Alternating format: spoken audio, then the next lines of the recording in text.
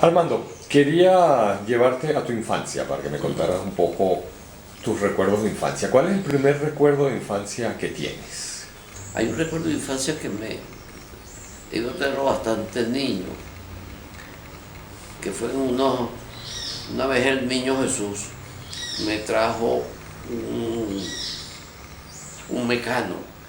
Un mecano ya eso no existe. Y era muy novedoso en esos días en Caracas. Un mecano es una cosa que son piezas con De las metal cuales para armar. que tú puedes armar un puente, puedes armar una casa, pues, esas cosas.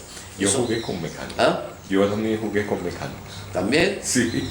Bueno, eso de los niños, de los regalos del niño Jesús que más me impactaron fue ese. Me recuerdo mucho, por ejemplo, eso desde muy joven, desde muy niño, ver preparar a mamá la pasta y las salchichas. En la época de frío, cosa que también era una estación muy bien establecida en Caracas desde aquel entonces, que eran los días, ya empezaba en diciembre, a sentirse frío, mucho más que ahora, y duraba en enero y febrero. Una o dos veces durante esa estación en casa hacían salchichas italianas. Las salchichas italianas simplemente eran en tripas de cochino que se lavaban muy bien y se conservaban con una corteza de naranja, no sé por qué, pero siempre se guardaba un poquito de agua con corteza de naranja. Quisiera saber un poquito más de tu infancia. ¿Qué recuerdas de la escuela? ¿A qué escuela fuiste? ¿Cómo era La primera escuela que recuerdo haber ido fue una escuela donde me enseñaron las primeras letras, digamos lo que sería hoy día el kindergarten. Ajá. Que era una escuela que quedaba en la misma, muy cerquita, casi en la misma cuadra donde vivíamos, de las hermanas González Horta. De allí, cuando pasé al primer grado, me podían inscribir en el primer grado, pasé a una escuela pública dirigida por la señorita Aurora Ubeto, que quedaba como a 4 o 5 cuadras de mi casa, y a donde yo iba caminando solo, hasta allá, muy jovencito. Podía ir en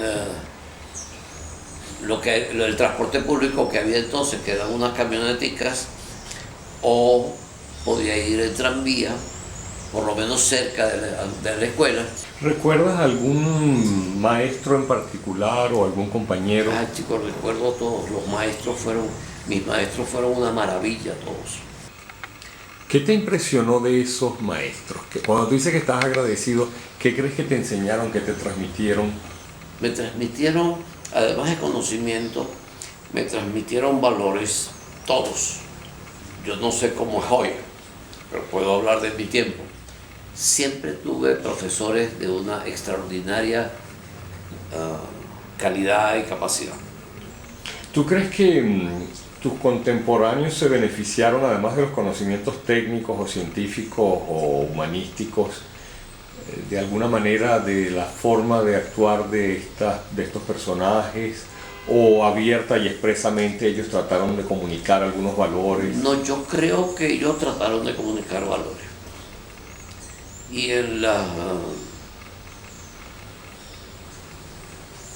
porque estaban atentos a todo lo que pasaba en el salón de clase con cada uno de nosotros.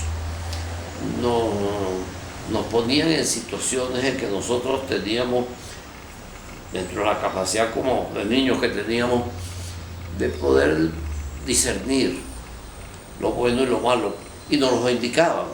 Eso está mal hecho, eso está bien hecho.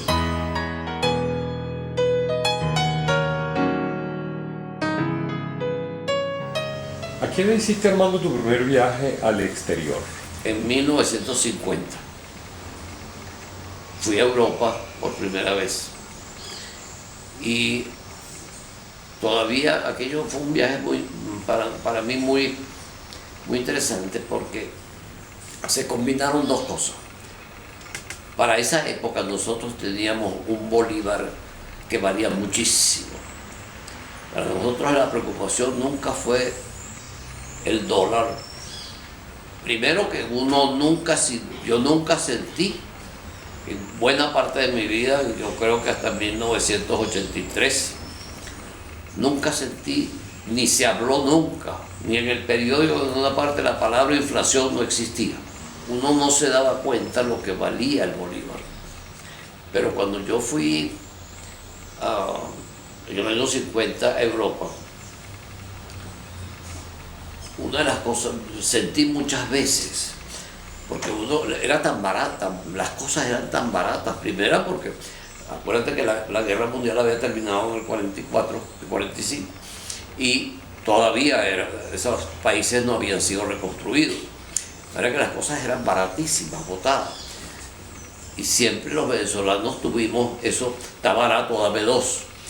Bueno, eso pasaba, que tú ibas a cualquier parte y comprabas media docena, una docena de camisas, y que no te costaban nada. Acuérdate que en ese entonces el dólar estaba a 3.35, después pasó a 4.30, pero bastante tiempo yo viví con el dólar a 3.35.